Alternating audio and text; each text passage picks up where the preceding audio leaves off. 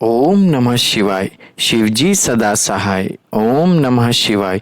गुरुजी सदा सहाय। जय गुरुजी संगत जी। कैसे हैं आप सब? मैं हूं संजीव नारंग और आपका स्वागत करता हूं गुरुजी के बनाए हुए इस बहुत ही सुंदर और प्यारे से परिवार गुरुजी टुडे ब्लेसिंग्स में। परिवार का हिस्सा बनना चाहते हैं तो चैनल को शेयर करें और सब्सक्राइब करें और अपना सत्संग पूरी दुनिया की संगत के साथ शेयर करने के लिए डिस्क्रिप्शन बॉक्स में दिखे हमारे व्हाट्सएप नंबर पर आप अपना सत्संग ऑडियो या वीडियो किसी भी फॉर्मेट में हमें भेज सकते हैं। जय गुरु जी। आज का सत्संग संगत जी गुरु जी की इतनी रहमत और ब्लेसिंग्स से भरा हुआ सत्संग है कि आप खुद महसूस करेंगे कि आंटी जैसे जैसे अपना सत्संग शेयर करेंगी आपको लगेगा गुरुजी की ब्लेसिंग्स बढ़ती जा रही है। बहुत प्यारा सत्संग है। सत्संग को लास्ट तक सुनिएगा और ज़्यादा से ज़्यादा शेयर कीजिएगा। और सत्संग हमारे साथ शेयर किया दिल्ली से मेघा आंटी जी ने। हाँ जी, दिल्ली से मेघा आंटी जी ने सत्संग हमारे साथ शेयर किया। मैं दिल से उनका शुक्राना करता हूँ कि उन्होंने गुरुजी से आज्ञा लेकर गुरुजी के इस प्यारे से चैनल पर अपना सत्संग शेयर किया। चलिए सत्संग स्टार्ट करते हैं। जय गुरु जी। जय गुरु जी। शुक्राना गुरु जी। आज मैं आपको गुरु जी के बारे में बताना चाहूँगी कि कब वो मेरी लाइफ में आए और मेरी लाइफ उन्होंने बदल दी। ये बात है फरवरी 2023 की, जब मेरा टेस्ट हुआ और पता चला कि मुझे ब्रेन ट्यूमर है। अचानक मेरी लाइफ में ब्रेन ट्यूमर आना और मेरी बेटी बहुत छोटी सी है, तो अपनी बेटी के बिना या क्या होगा क्या नहीं होगा ये सोचते सोचते बहुत रोई थी। पर किसी तरीके से मेरा ऑपरेशन हुआ।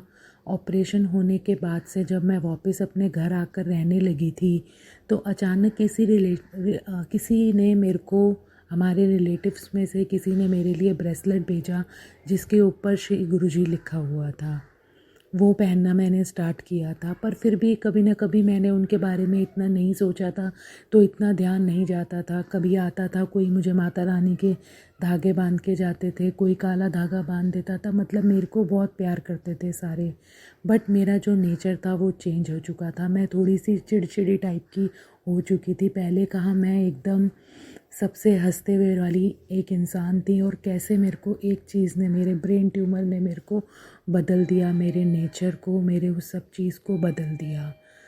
अचानक से पूरी ज़िंदगी ही बदल दी मेरी। फिर इतने दिनों बाद मेरा रेडिएशन हुआ। रेडिएशन भी मेरा ख़त्म हो गया तो थोड़ा थोड़ा मेरा नेचर चेंज होने लगा था। फिर अचानक मुझे याद आया कि अब तो मेरी कीमोथेरेपी होनी है, और कीमोथेरेपी में मेरे को पोर्ट लगेगा या फिर प्रिकलाइन डलेगी, जो मैं शायद नहीं सहन कर पाऊँगी। अब सब कुछ ठीक होने के बाद ये कीमोथेरेपी मैं जो है नहीं सहन कर पाऊँगी, जिसमें मुझे प्रिकलाइन डलेगा और मेरे हार्ट में कोई और चीज़ और लगेगी, उसका भी ऑपरेशन होगा। तो ये अचानक सोच के बहुत रोने लगी। मैं डॉक्टर के पास जब गई थी तब भी मैंने डॉक्टर को बोला कि आप मुझे 2 बार, थोड़े दिन 1-2 ऐसे ही करवाने दो, उसके बाद अगर मेरे अंदर हिम्मत आ जाएगी तो मैं ज़रूर प्रिकलाइन लगा लूँगी। लेकिन मेरे को डॉक्टर ने बोला कि ऐसा कुछ नहीं हो सकता, आपको लगेगा ही लगेगा, आपको वो लगेगा ही लगेगा, और आपका छोटा सा ऑपरेशन होगा और वो आपको पोर्ट आपके हार्ट में लग जाएगा। जो मुझे, मैं बहुत रोई उनके आगे, लेकिन वो नहीं माने, और सिर्फ उनसे एक दिन मांगा कि मेरी बेटी का बर्थडे है और उसके बाद मैं अपनी ये कीमोथेरेपी स्टार्ट करूँगी। तो डॉक्टर ने बोला कि आपकी एक ही बेटी है तो मैं आपको एक दिन दे देता हूँ और अगले दिन आपको आना ही है। मैं बहुत रोई, लेकिन अपनी बेटी की खुशी के लिए मैं ध्यान हटा दिया अपना। पर अचानक उसी दिन 26 मई 2023 को मेरे सपने में सुबह सुबह गुरुजी आए, और मैं उठी तो मैं समझ ही नहीं पाई कि ये गुरुजी ये मेरे सपने में क्यों आए। ना ही मैंने कभी इनको याद किया, ना ही मैं इनको इतना जानती हूँ। और उसके बाद मैं अपनी बेटी के बर्थडे में अपने टाइम पे बीतता जा रहा था, उसके फ्रेंड्स के साथ उसका बर्थडे बनाना, उसकी तरफ देखना, उसमें खुश होना। जब अचानक रात आई तो मैं डर गई कि कल तो मैंने डॉक्टर के पास जाना है और वो मुझे लगा देंगे, मेरा ऑपरेशन करेंगे, और वो मेरे दिल में लगा लेंगे जिसका नाम भी मुझे अभी तक अच्छी तरीके से याद नहीं रहता था। फिर अचानक मैं अपने किसी फैमिली डॉक्टर के पास गई, जिन्होंने मुझे पहले ऑपरेशन के लिए जिस सबसे अच्छे डॉक्टर के पास भेजा था, गुड़गांव। तो उन्हीं के पास दोबारा गई कि अब जो मुझे हमेशा मेरे से प्यार से बोलते थे और मुझे कहते थे कि तू बहुत अच्छी है, पर भगवान ने तेरे साथ ऐसा क्यों करवाया मुझे नहीं पता। तो उन्होंने मेरे को एक ही डॉक्टर के पास भेज रहा हूँ, वही तुझे कुछ कर सकते हैं। तो मुझे लगा शायद वही मुझे कोई और डॉक्टर का बताएं जो मेरे दिल में पोट ना लगवाएं। तो मैं उनके पास गई, उन्होंने मेरे को देख के बहुत खुश हुए, बताया कि उस टाइम पे तेरे साथ या तेरा नेचर क्या हो गया था, तू बहुत अच्छी थी पर भगवान ने ऐसा किया और हम हमेशा चाहेंगे कि तू इतनी अच्छी है कि तू हमेशा ठीक हो जाए। ऐसा सुन के भी मुझे बहुत अच्छा लग रहा था कि मेरे से कितने लोग हैं जो प्यार करते हैं। फिर उन्होंने मुझे एक डॉक्टर के बारे में बताया और मैं उस डॉक्टर के पास गई जो मेरे घर से 15-20 मिनट का रास्ते में मैक्स हॉस्पिटल था वो, और उसी में वो डॉक्टर थे जिनसे मैं मिली। उन्होंने भी सारी सिचुएशंस मेरी सुनी और उन्होंने मुझे मना कर दिया कि मैं पोट पहले नहीं लगाऊंगा और अगर सब कुछ ठीक रहा तो हम उसी से आगे बढ़ेंगे। सिर्फ उनका उससे ही बोलते ही मैं इतनी खुश हुई और मुझे याद आया कि गुरुजी मेरे सपने में आए थे और उन्होंने मुझे मतलब दे दिया था कि अब तू तेरे जो वो है बदलने वाला है, जो आप रो रहे हो उस बिल्कुल चेंज हो जाएगा। उसके बाद से मेरा नेचर भी चेंज हो गया और सब मेरा ध्यान रखने लगे थे। तो मैं भी अब सबका ध्यान लेने लगी थी। जो मैं थोड़ी सी चिड़चिड़ी हो गई थी, कुछ हो गई थी, वो सब कुछ बदल गया। और धीरे धीरे हम जिस घर में रहते थे वो ऊपर नीचे का घर था, तो भी बड़ी मुश्किल होती थी कि मेरी मदर इन लॉ नीचे हैं, मैं कभी ऊपर होती हूँ, बच्चा नीचे है, कभी पापा ऊपर हैं उसके, तो बहुत परेशानी होती थी। तो अचानक से ही पता नहीं क्या आया कि हम रेंट का ले लेंगे। अभी तो खैर अपना नहीं ले सकते, लेकिन हम रेंट पे लेंगे। और भगवान जी ने, गुरु जी ने वो भी चेंज कर दिया। ऐसा घर दिलवाया हमें रेंट पे कि वो बिल्कुल अलग, एक साथ हम रहते हैं, एक साथ कोई प्रॉब्लम नहीं होती, वो घर में सब खुश रहते हैं।